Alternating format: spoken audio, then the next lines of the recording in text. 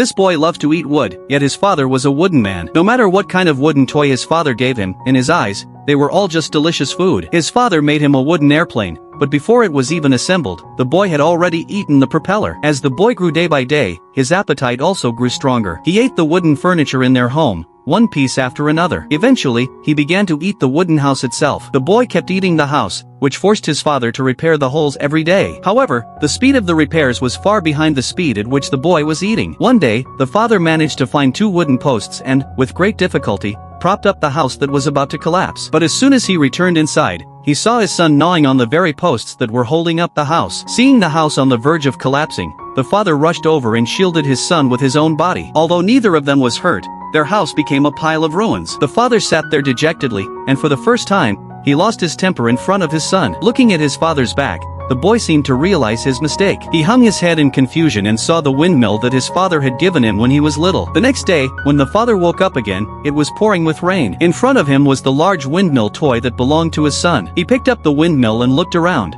but there was no sign of his son. The father anxiously searched for his son and suddenly saw a glimmer of light on a nearby hilltop. He hurried over, and despite the fierce storm, he managed to climb to the top. There, he found his son standing motionless. Frightened, he quickly opened the stove in his son's chest, only to find that the fire inside had completely gone out. The father blew into the stove with all his might, but no matter how hard he tried, the fire would not reignite. The father was filled with guilt. He held his son tightly in his arms. That night, they stayed on the hill for a long time. It wasn't until dawn that the father put his son down and placed his favorite windmill toy in his hand. At that moment, a gentle breeze blew, and the windmill began to spin on the boy's chest. Watching the spinning windmill, the father had an idea. After some modifications, he installed the windmill inside his son's stove. Another breeze came, and the windmill turned the gears inside the stove. With this new source of power, the boy came back to life. They looked at each other and embraced tightly.